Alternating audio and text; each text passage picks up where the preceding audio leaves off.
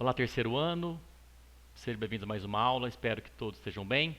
Bom, início então da apostila 4.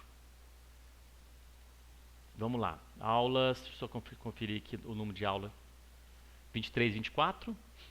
A gente vai trabalhar então compreensão de texto e os pronomes relativos. Vamos lá. Bom, nós temos aqui primeiramente os pronomes relativos. Bom, a gente vai usar o who, o whom e o that como que, ou, o qual ou os quais.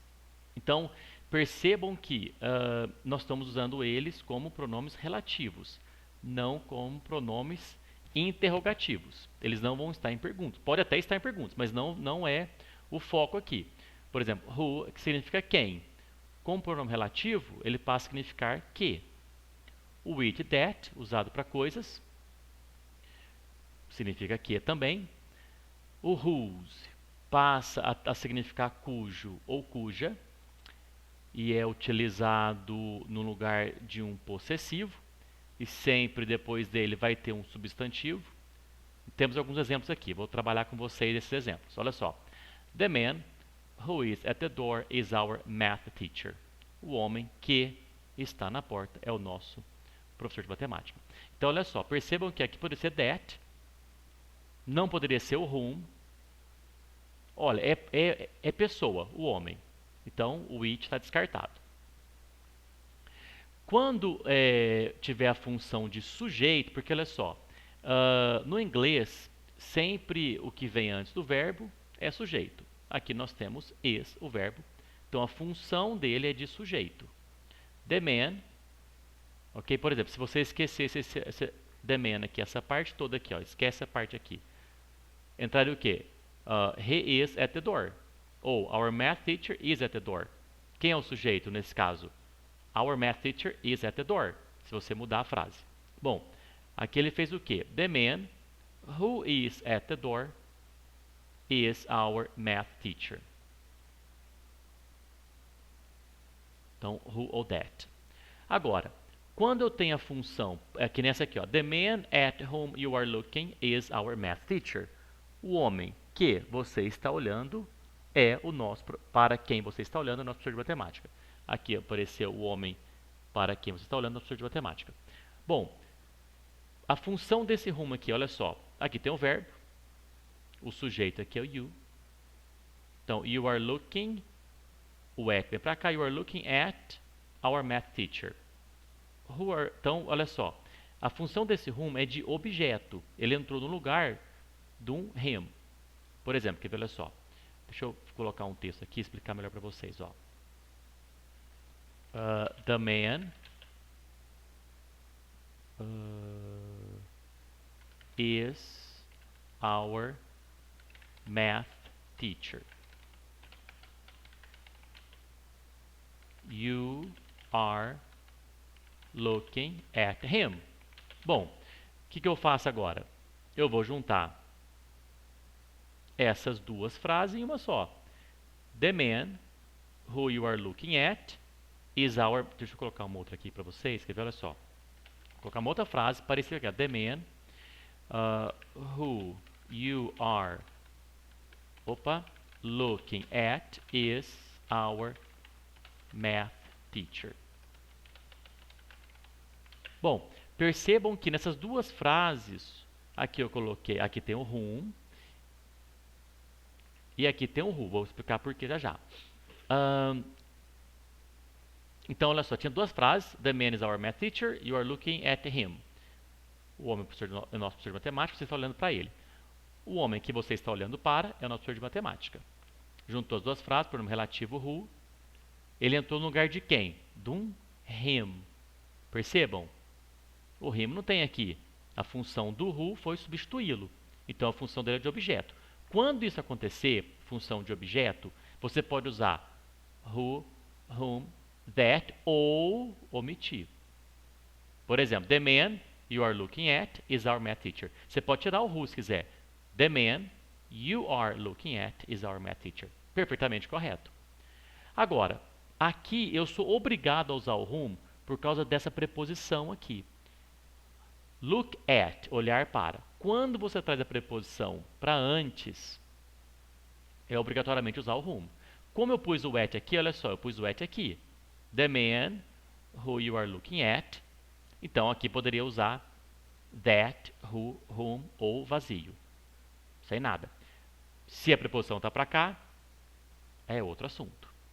Tudo bem? Então, função de objeto, você pode usar o whom. Função de sujeito, você não pode usar o whom. Só o who ou that. Certo? Bom, tudo que eu falei agora para vocês, deixa eu apagar tudo aqui. Tudo que eu falei do who e do whom, vocês vão usar para o which. Só que para coisas, não pessoas. Ele pode ser usado como sujeito, pode ser usado como objeto, sem problema. The car which is parked outside is Peter's. O carro que está parado lá fora, estacionado lá fora, é do Peter. Peter's, é do Peter. Então, cadê o verbo? Is. O que vem antes dele?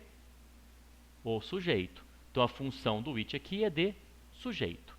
Então, bem tranquilo também. Bom, poderia ser o who aqui?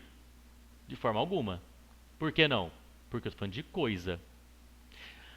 Agora aqui, olha só. Essa aqui é interessante. The man whose car was stolen was angry. Então, olha só. Quer ver? Eu vou fazer duas frases aqui para vocês. Ó. Vou pôr aqui. Ó. The man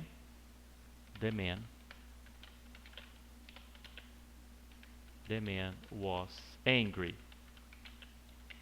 His car was stolen. Bom, eu vou juntar essas duas frases agora em uma só.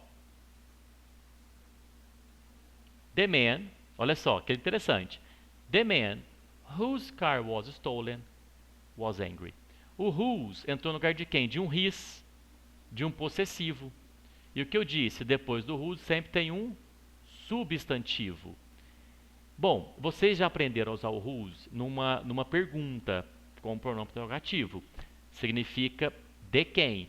Whose car, quer ver um exemplo? Olha só. Whose car is that? De quem é aquele carro? Percebam que eu trabalho em relação à posse.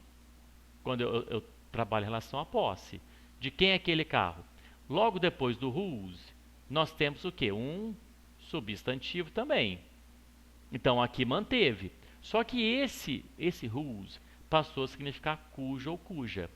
The man, o homem, cujo carro foi roubado, está bravo. Compreende?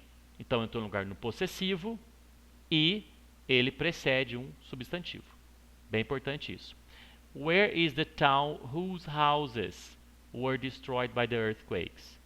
Onde é a cidade cujas casas foram destruídas. Esse sujeito também, ó, esse verbo é de acordo com esse sujeito aqui, ó, o car, certo?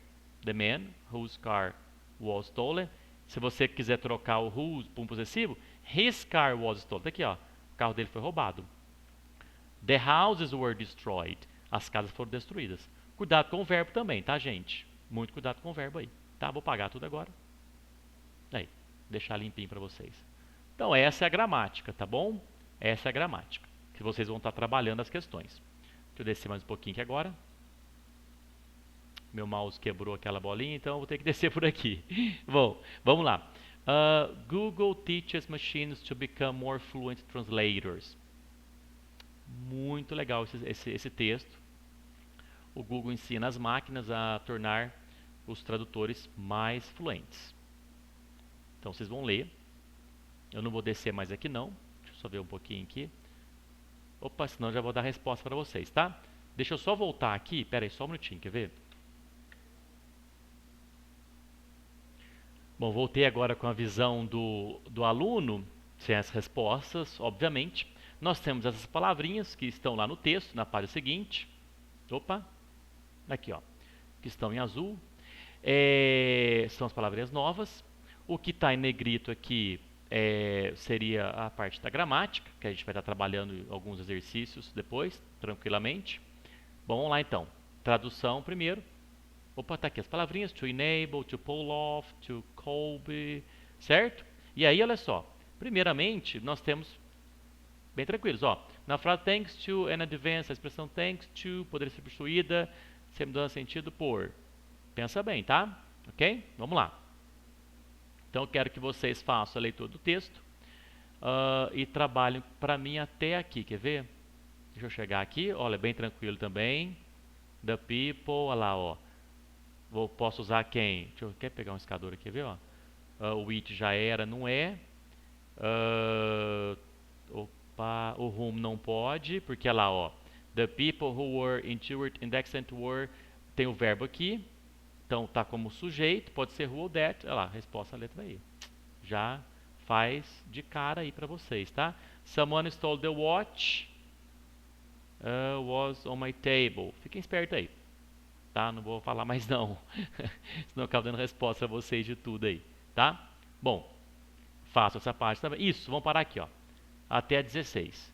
Preciso que vocês façam para mim, então, até a 16. Mandando as fotos, tá, pessoal?